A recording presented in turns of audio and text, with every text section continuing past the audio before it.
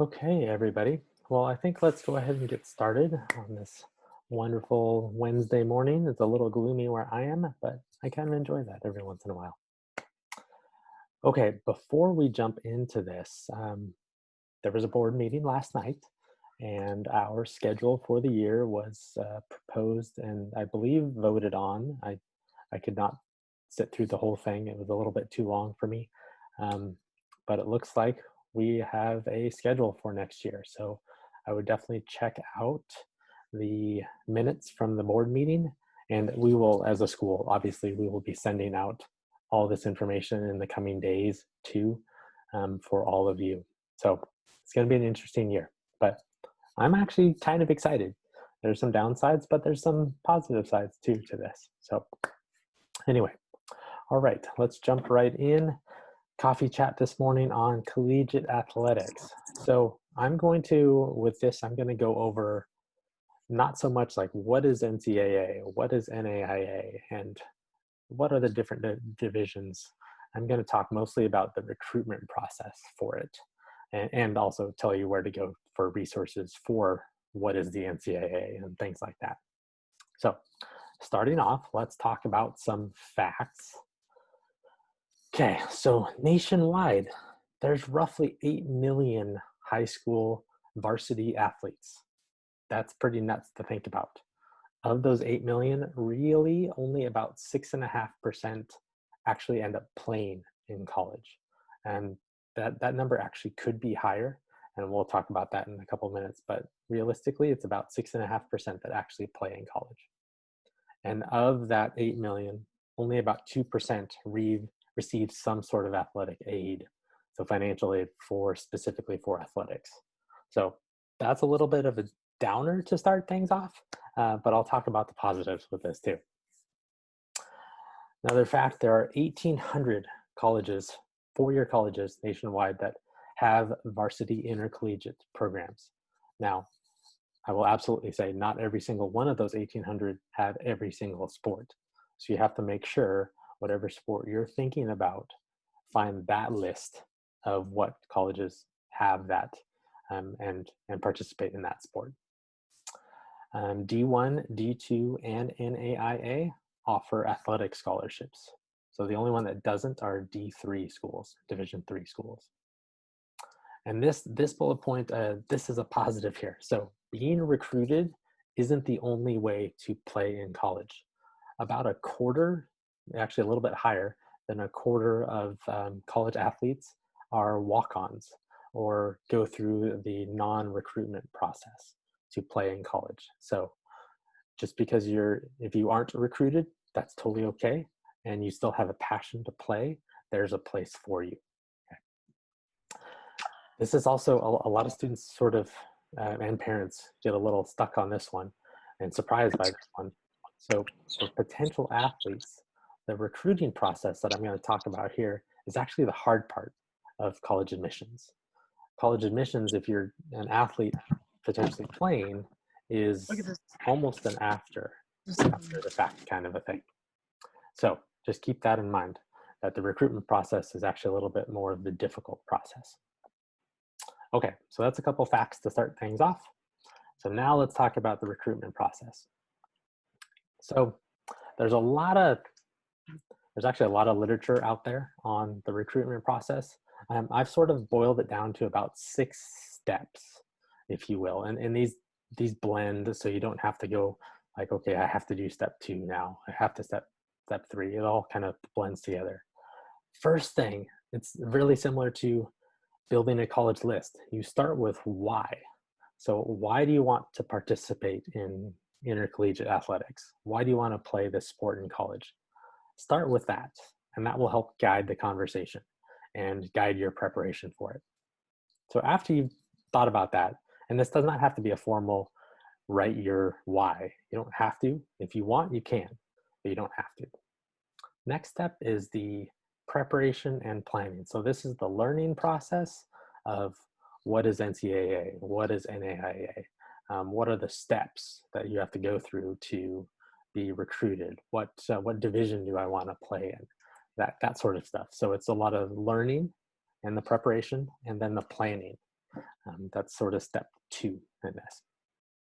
Step 3, once you've really boiled it down and I want to play in college and these are the schools that I'm potentially considering, then it's you marketing yourself with your parents' help, with my help, with your high school or club coach's help. So this is, we're all in this kind of together. So market yourself and communicate. Now the communication phase, that is only the students, okay? So you really gotta focus in on this one. Within that marketing and communication, it's your athletic resume, it's inquiry forms online. So you would go onto each individual college athletic web page that you're interested in and fill out their prospective athlete questionnaire. Almost every single college has it. Sometimes it's really hard to find. So let me know if you get stuck on that. So that's sort of the first step in starting that communication with the college, is filling out those inquiry forms. Then starting to develop a recruiting video. And this is really maybe a minute, 2 minutes long. It's really pretty short, actually. It shows off your skills, your attributes with regards to that sport. Okay. And then contacting coaches. This is through phone calls. This is through emails. In the earlier stages, it's really just email communication. And then you start getting into phone calls. And maybe because of this COVID time, FaceTime and Zoom sessions, things like this. So marketing and communication, that's about what that's about. Then the next step is exposure. This is normally a super key part of the athletic recruiting process, because this is when colleges actually get to see you play or see you compete. That's not happening right now. So that's why I put an asterisk here. So how, in this day and age, can coaches see you compete? Videos of yourself, game film, talk to your coaches. Maybe they have some game film, especially the bigger sports like football, basketball, baseball. They will probably have a bunch of game film of you. Ask your parents. Hopefully your parents have at least some video, maybe, of you participating in that sport. It can even be video of practices. At this point, anything will fly and anything will help a coach try to determine whether you might be a good fit or not. Step 5, that's sort of toward the end of this. Well, it depends on every student. Some students make those decisions junior year and commit to colleges. That's step 5, is making that commitment, making that decision. I want to play for X college, and signing a national letter of intent, and away we go. So that's step 5, but that's not the end of it. Signing that commitment is not the end. And this is probably one of the most important parts, is from making that commitment to actual enrollment in the college. That's when you can't let your guard down. You have to keep participating in your sport if you can during this day and age, not sure. You have to keep your grades up. You have to keep your nose clean, I like to say. So stay off social media, making dumb statements on social media. The last couple of years, there have been some pretty high profile colleges wipe out entire recruiting classes of athletes because of posts on social media. So step 6, from commitment to enrollment, that's super important. Keep your nose clean, get good grades, keep getting the good grades, and just don't do anything stupid, okay? All right, so that's basically the steps to recruitment. And there's a lot that goes into each one of these. So just keep on asking questions, watching videos like this. I'm gonna give you a bunch of resources too at the end that you can take a look at. Talk to your high school coaches, talk to your counselor, talk to me, club coaches, and talk to everybody about this.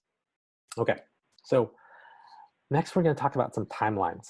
So don't worry too much about timelines right now, because this is all really fluid. And if you're a junior, senior right now, and you're like, oh no, I didn't do these steps in 9th and 10th grade, that's totally fine. This whole timeline can really be compressed in a matter of months if you need to, okay? So de-stress, okay? All right, so roughly, as you're entering high school, you should be thinking about do I want to play sports in college?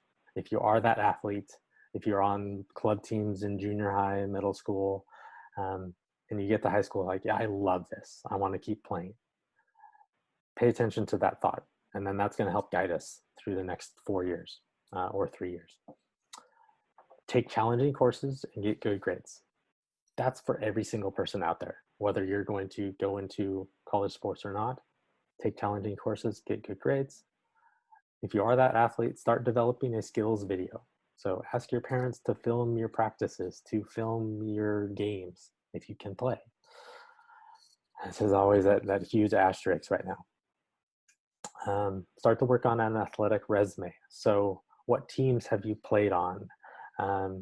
What tournaments have you gone to? What races have you participated in? These could, like for my cross-country track athletes, these could be like, how many 5Ks have you done in junior high or early high school, be outside of the season? Okay, things like that. Start to explore colleges that offer your sport. So while you're starting to explore all colleges out there, start to key in on the ones that offer your sport. Start that conversation with your high school coaches and your club coaches and just say, I'm considering playing sports in college. And that's going to keep you in their minds thinking, and then they can contact us. Your coaches can contact myself or their counselor and just let them know that, hey, so-and-so is interested in playing, FYI. Start to fill out those inquiry forms. If you are serious, go on to colleges that you are interested in and fill out those inquiry forms. It's basically just a Google form saying you're interested in playing this sport at this college. Okay, then that list will go to that sport's coaches, and those coaches could start reaching out to you, or then what I suggest is do a follow-up email to coaches, like maybe within a month or so after you fill out the inquiry form. Send a just personal email to the coaching staff of this basketball program at this college and just say you're interested. If you have a video at that point in time, include that video. This part is really important. This can't come from parents. This needs to come from students. I have parents ask all the time, can I send this email for Johnny? No, you can't. They need to hear from the student, and they will completely ignore it unless it comes from the student. All right, so that's roughly 9th and 10th, but again, if you're 11th and 12th grader and you haven't done all of these, totally fine. You can do that kind of stuff now. Okay, so 11th grade, basically everything in 9th and 10th.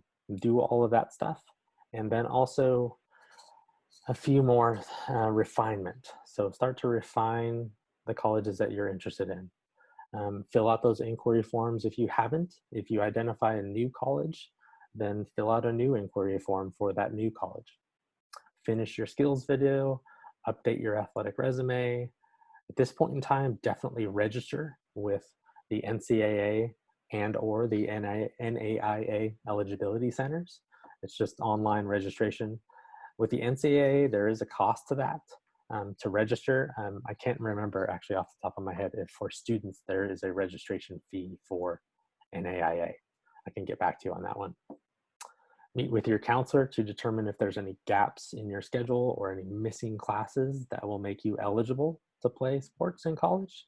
That's super important.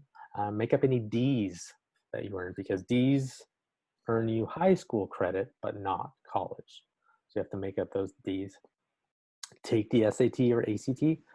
I have an asterisk here because things are changing because of COVID with NCAA and NAIA. They might not be requiring this step moving forward.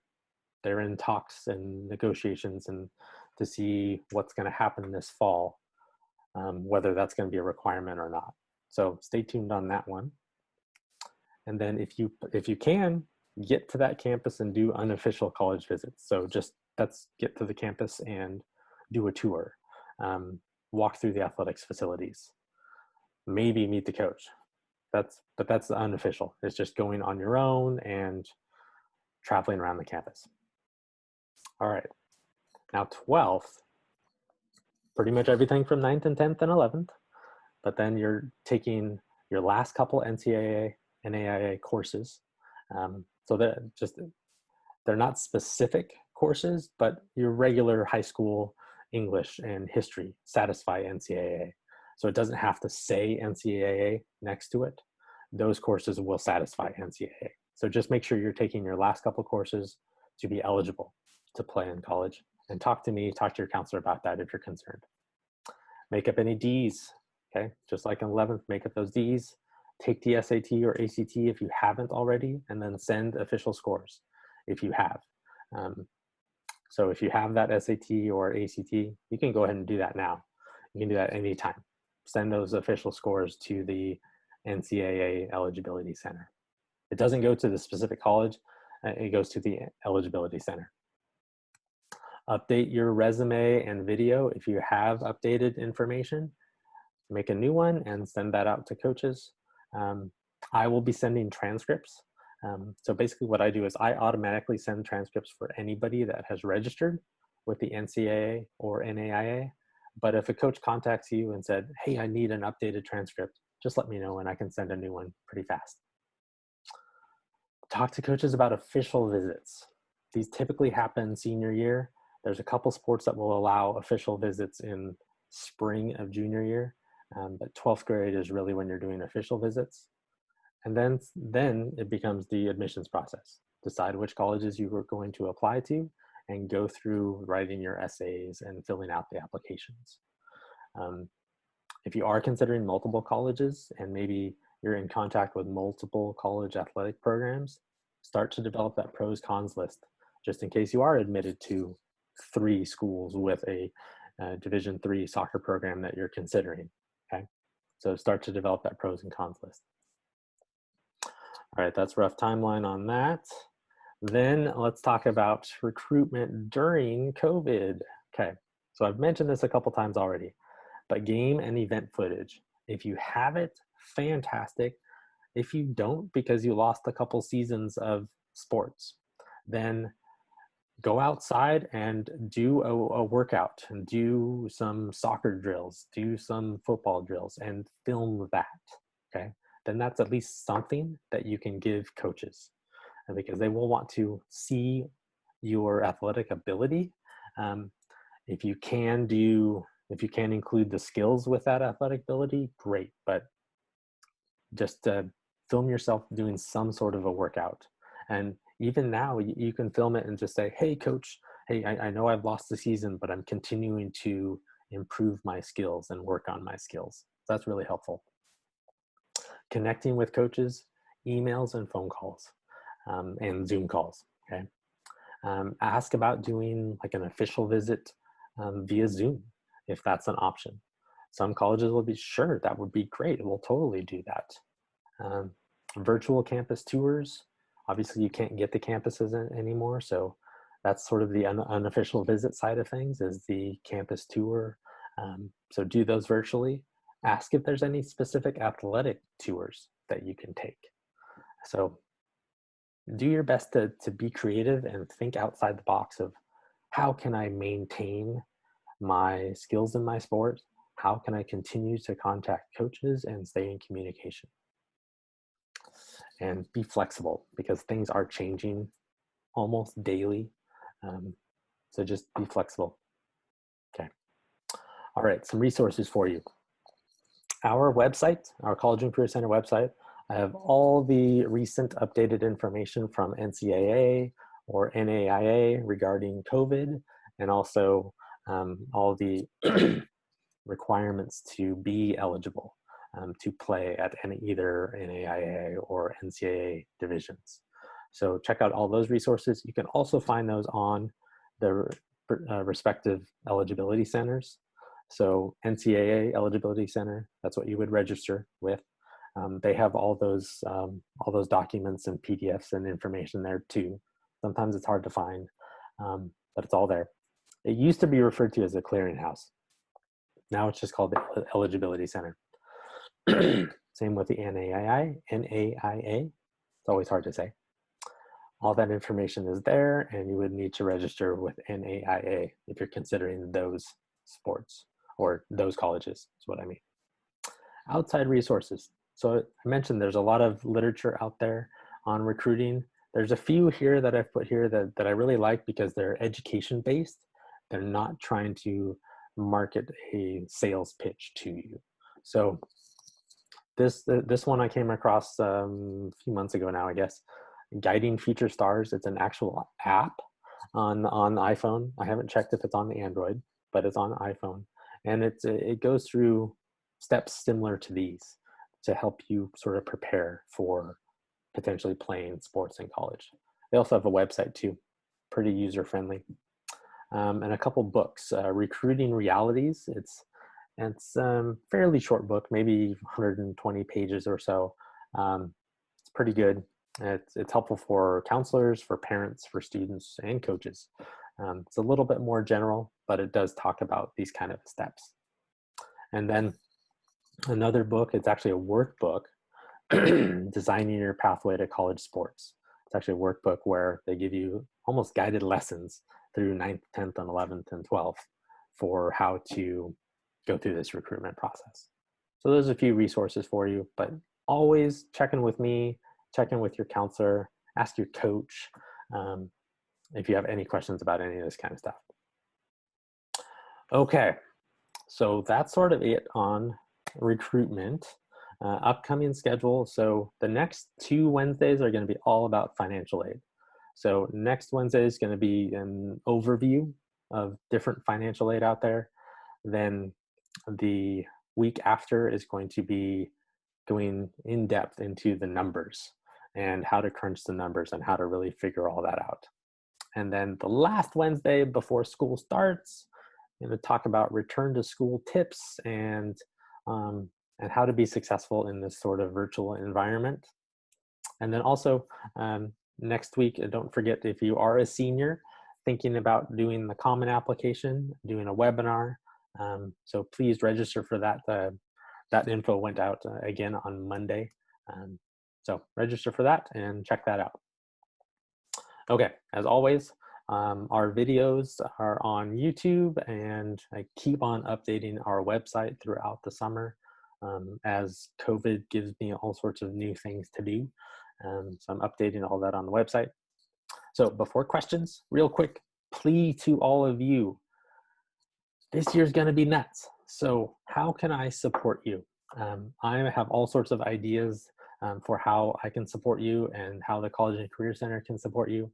So please be thinking over this next month before school starts and let me know. Send me an email.